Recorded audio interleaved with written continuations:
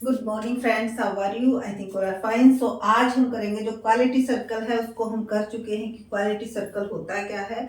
अगर आपने वो वीडियो नहीं देखी है तो वहां से देख सकते हो, क्योंकि मीनिंग क्लियर होने के बाद ही आप इसके स्टेप को अच्छे से समझ पाओगे। तो क्वालिटी सर्कल्स हमारा क्या होता है, 3 से 12 जो पर्सन है सेम जगह पे वर्क कर रहे हैं, वो सब मिलकर क्या करते हैं, एक अपना ग्रुप बना लेते हैं, ताकि जो भी उनको प्रॉब्लम आ रही है, जो भी उनके वर्क से रिलेटेड पर्सनल इश्यू को डिस्कस वहां पे नहीं किया जाएगा। वर्क से रिलेटेड जो भी इश्यू आते हैं उनको इकट्ठे मिलके क्या करते हैं, डिस्कस करते हैं और कोई ना कोई सॉल्यूशन निकालते हैं। ठीक है, ये था शॉर्ट में क्वालिटी सर्कल का मीनिंग। अब इसके क्या क्या स्टेप्स होते हैं और क्या इसका स्ट्रक्चर होता है, इसको भी ब्रीफली एक बार समझ लेंगे। तो सबसे पहले जो क्वालिटी का सर्कल है उसके लिए देखो, कई बार क्या होता है, ये आपका प्रोसेस में लगाना आ जाता है स्टेप वाइज कि कौन सा स्टेप पहले है कौन सा बाद में है। एक हमारा होता है प्लान, डू, वर्क, एक्ट। इसको भी ध्यान में रखना, क्योंकि ये सिंपल सा दिख रहा है लेकिन इसमें भी कई बार कैंडिडेट्स कंफ्यूज हो जाते हैं। तो सबसे पहले क्या करेंगे, प्लान करेंगे कि भाई हमें करना क्या है, उसके बाद उसको करेंगे। ठीक है, उसके बाद देखेंगे कि वो वर्क कर रहा है या नहीं कर रहा है, और वर्क कर रहा है तो उसको इम्प्लीमेंट कर देंगे। ठीक है, ये हमारे 4 स्टेप होते हैं क्वालिटी सर्कल के। लेकिन अगर डीपली देखा जाए, क्योंकि अगर लेंथी क्वेश्चन आता है या फिर स्टेटमेंट में इस तरह से भी दे सकता है, जरूरी नहीं है ये 4 ही आए, लेकिन इंपॉर्टेंट था इसलिए इन चारों को भी बता दिया गया। तो सबसे पहले हम क्या करते हैं, जब हम ग्रुप में बैठते हैं सबसे पहले हम जो प्रॉब्लम है वो डिस्कस करते हैं कि किस किस को क्या क्या प्रॉब्लम आ रही है आपका काम करते हुए। तो जो फर्स्ट स्टेप होता है डिफाइनिंग द प्रॉब्लम, प्रॉब्लम को क्या करेंगे, डिफाइन करेंगे। अब इस प्रॉब्लम को हम क्या करेंगे, एनालाइज करेंगे। एनालाइज द प्रॉब्लम कि उस चीज की सबसे जो मेन वजह है वो क्या है, एनालाइज द प्रॉब्लम। उसके बाद finding out the root cause. एक मिनट, एक स्टेप रह गया, आइडेंटिफाई द क्योज। सबसे अब उसके बाद जब हम एनालाइज हो जाती है प्रॉब्लम की ये प्रॉब्लम है, फिर उसकी जड़ तक जाएंगे कि उस प्रॉब्लम को अराइज होने का कारण क्या है। एक ले सकते हैं, जैसे हम प्रोडक्शन कर रहे हैं, बार बार हमें 10-20 मिनट का गैप देना पड़ रहा है, हमारा प्रोडक्शन बीच बीच में रुक रहा है, तो उसका हम कारण देखेंगे कि इस टाइम जो है लाइट की शॉर्टेज हो जाती है या ज्यादा ओवरलोड हो जाता है, या फिर हमारी मशीनों में ही कुछ दिक्कत आ जाती है ज्यादा वर्क करने की वजह से। तो उसका कारण क्या है ये हम आइडेंटिफाई करेंगे। उसके बाद finding out the root cause. अब हमने ये तो देख लिया कि भाई हमारी प्रोडक्शन बीच बीच में रुक रही है, ठीक है, उसका क्या कारण है। बहुत सारे कारण हमारे पास आ गए, बहुत सारी वजह आ गई, भाई इस टाइम ओवरलोड हो जाता है, मशीनें भी थक जाती हैं, और जो हमारा वर्कर्स है वो भी परेशान हो जाते हैं, वो भी थोड़ा सा क्या चाहते हैं, रेस्ट चाहते हैं। अब हम उन कारणों में से, उन सभी कारणों में से जो मेन कारण है, जो रूट क्योज है, उसको क्या करेंगे, फाइंड करेंगे कि मेन वजह क्या है।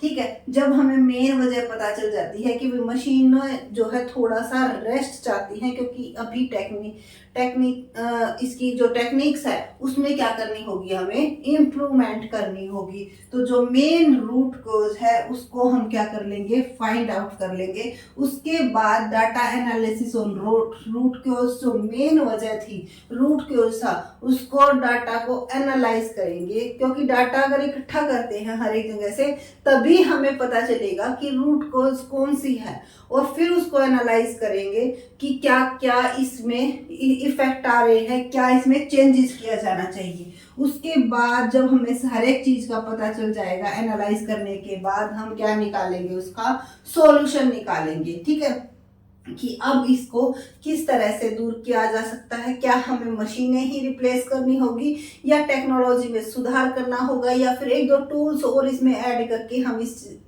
चीज को सॉर्ट आउट कर सकते हैं। उसके बाद फोर्सिंग पॉसिबल रेसिस्टेंस।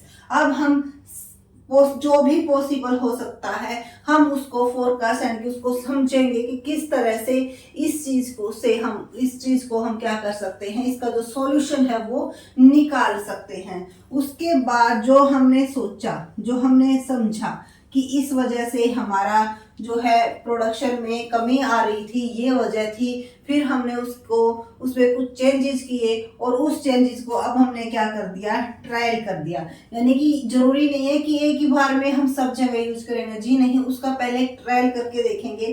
ट्रायल किया, इम्प्लीमेंट किया एंड चेकिंग परफॉर्मेंस।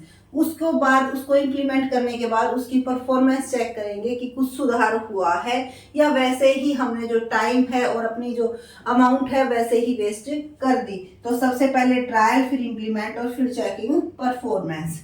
उसके बाद रेगुलर इम्प्लीमेंटेशन। अगर हमने जो परफॉर्मेंस चेक की तो जो परफॉर्मेंस अगर हमारी इम्प्रूवमेंट हुई है तो उसको हम क्या कर लेंगे, रेगुलर के लिए इम्प्लीमेंट कर लेंगे। लेकिन अगर हमारी परफॉर्मेंस पर कोई इफेक्ट नहीं पड़ा है या फिर नेगेटिव इफेक्ट भी पड़ सकता है तो हम उसमें कुछ और सुधार करेंगे। ठीक है। उसके बाद है हमारा फॉलो अप एंड रिव्यू।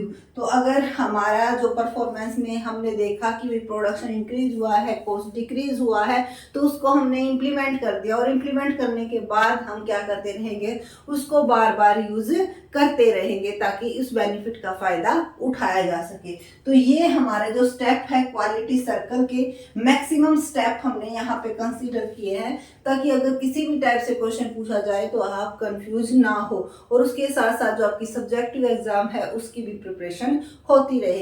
वैसे तो मोस्टली जो आपके प्लान, डू, वर्क, एक्ट, ठीक है, ये 4 स्टेप भी पूछे जाते हैं और अगर देखा जाए तो इन सभी स्टेपों में यही बात है, सबसे पहले हम प्लानिंग कर रहे हैं कि भी क्या प्रॉब्लम है, कैसे सॉल्यूशन, उसके बाद उसको डू वर्क कि उसको क्या करना चाहिए, फिर उसके बाद देखते हैं कि वर्क हो रहा है या नहीं हो रहा है, हो रहा है तो उसको इम्प्लीमेंट कर देंगे, नहीं हो रहा है तो उसमें थोड़ा सा और सुधार कर देंगे।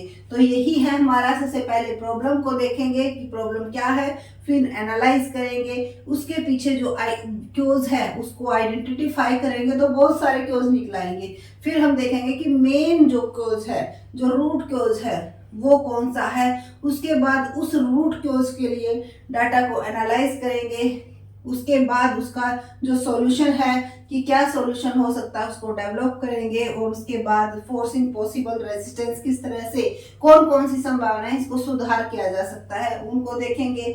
फिर उसका ट्रायल कर देंगे, इम्प्लीमेंट कर देंगे और उसको क्या करेंगे, उसकी परफॉर्मेंस को चेक करेंगे। उसके बाद रेगुलर उसको अगर अच्छी परफॉर्मेंस आती है, अच्छा रिजल्ट आता है तो रेगुलर उसको यूज करना हम स्टार्ट कर देते हैं और फिर उसको बार बार हम क्या करते रहते हैं, फॉलो अप करते रहते हैं। कोई और चेंजेस होता है तो वो इसी तरह से हम क्या करते रहेंगे, इस प्रोसेस को दोबारा से स्टार्ट कर देंगे। तो ये थी हमारी क्वालिटी सर्कल के स्टेप। कई बार क्या है ये भी पूछा जाता है कि क्वालिटी सर्कल का जो हेड डिपार्टमेंट होता है उसको क्या बोलते हैं, और इसीलिए हमने क्वालिटी सर्कल का जो स्ट्रक्चर है इसको मेंशन किया है ताकि कंफ्यूजन ना रहे आपको। ठीक है, तो ये क्वालिटी सर्कल का स्ट्रक्चर है। सबसे हाई जो बॉडी होती है वो होती है क्वालिटी सर्कल एडमिनिस्ट्रेटर, उसके बाद फैसिलिटेटर होते हैं, लीडर होते हैं और मेंबर होते हैं। बहुत सारे मेंबर्स होते हैं लेकिन उन्हीं में से एक क्या होता है, लीडर होता है। और इन सब चीज़ों की फैसिलिटीज की कहाँ पर हमें मीटिंग अरेंज करनी है, कहाँ पर हमें बैठना है, किस टाइम हमें मिलना है, कि वीक में मिलना है, मंथ में मिलना है, वो हमारा क्या होता है, फैसिलिटेटर होता है। और जो इन सब के ऊपर जो बॉडी पार्ट होता है वो हमारा एडमिनिस्ट्रेटर होता है। तो ये था हमारा स्ट्रक्चर ऑफ क्वालिटी सर्कल। इसमें से बस यही क्वेश्चन बन सकता है, या तो इनको अरेंज करना आ सकता है या फिर आपका जो हाई अथॉरिटी है वो पूछ भी जाती है।